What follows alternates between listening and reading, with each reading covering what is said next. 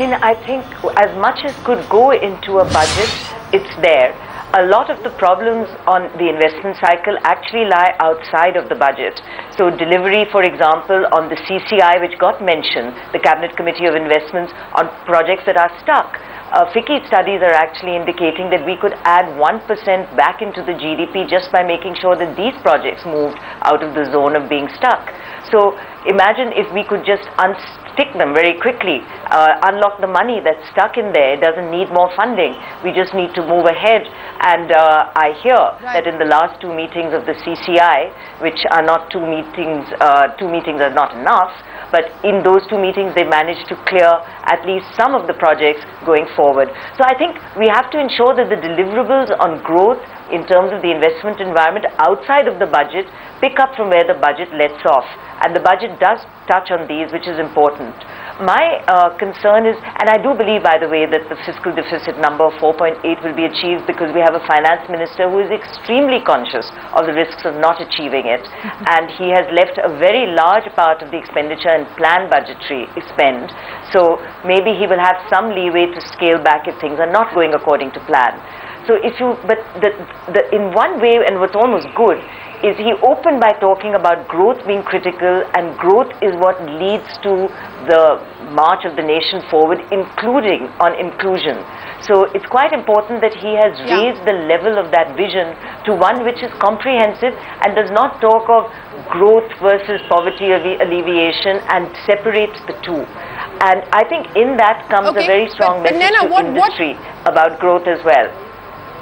Okay, so what are you now working with in terms of a full year FY14 GDP number? Yeah, so I think that really, in terms, what is actually slightly worrying is that the revenue side has spectrum at, or the telecom proceeds at about 40,000 crores, looks aggressive. A disinvestment number of 58,800 crores, which I believe is achievable as long as markets stay buoyant. The whole area therein of what we need to really look into is the revenue that comes from growth, the tax revenues, and that is at about 19–20%.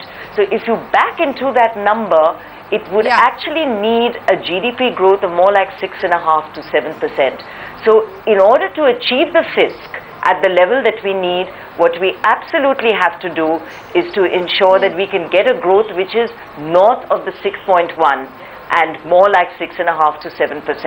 And I think that is going to be a key driver, which we are going to have to get to. And we need the private sector, we need industry, we need agriculture, we need the service sector, and we need government all pumping to that number.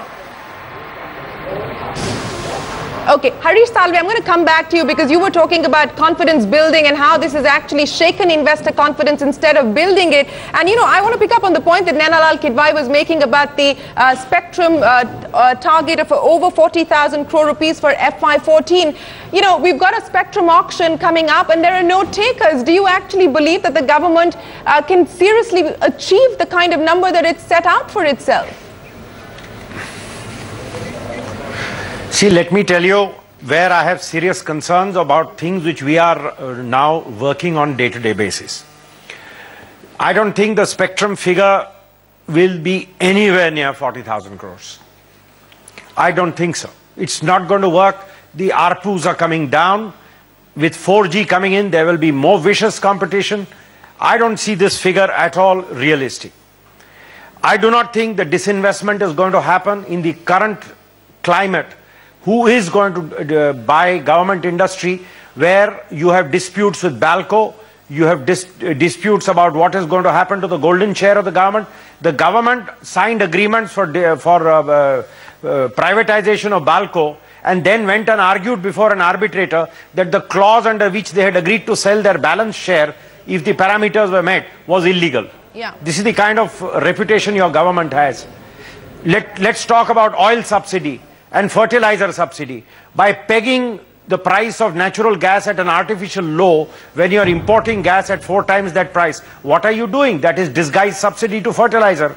Because if the gas to fertilizer becomes more expensive, the government subsidy bill goes up. Now you have to revise that price. That is not factored in.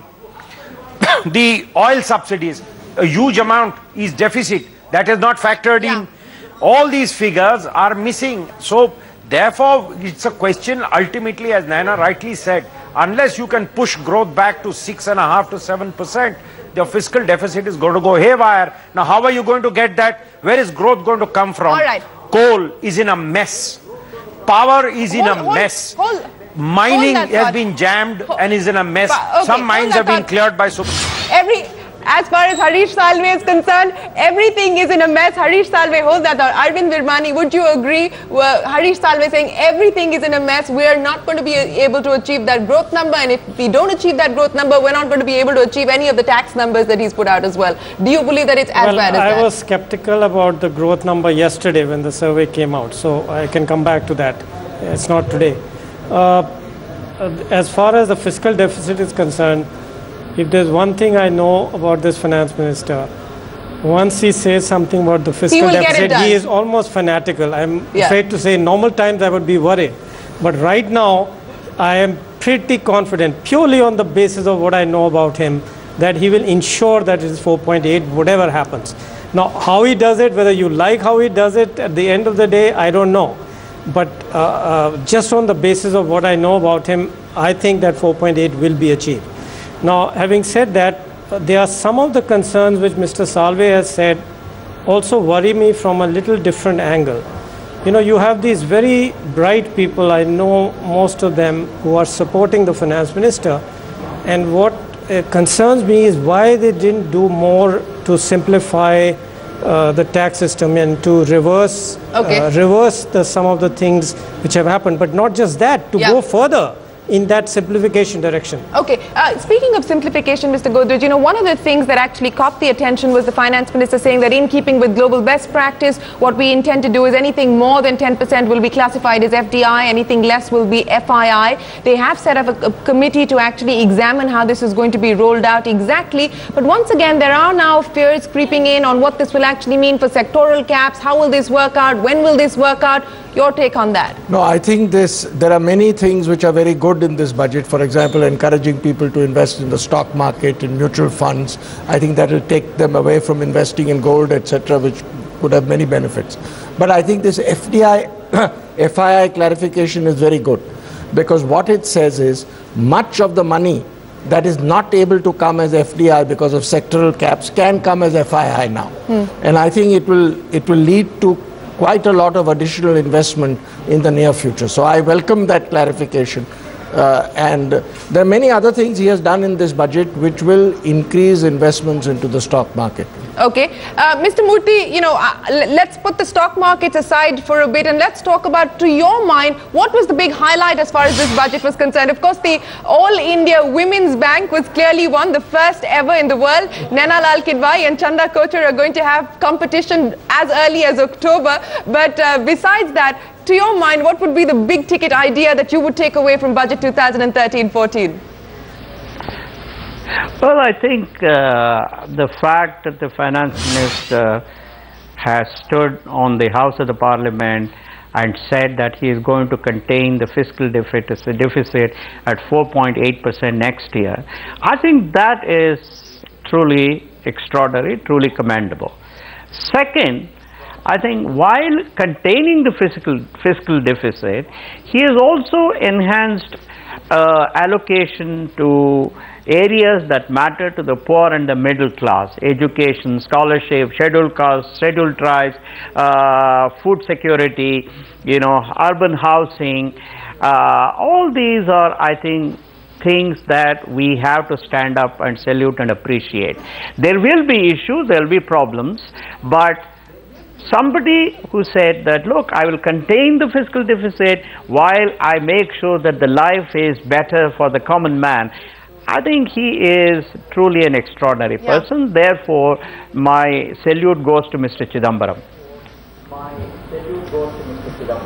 Okay, salute goes to Mr. Chidambaram. Let me get wrap-up comments from all of you. Naina Lal Kidwai, as far as the capital markets are concerned, we've seen some rationalization of the STT, which was expected. He's brought in a commodities transaction tax on non-agro commodities. On balance, from a capital markets point of view, how reformist was this budget? Does it really change things very much?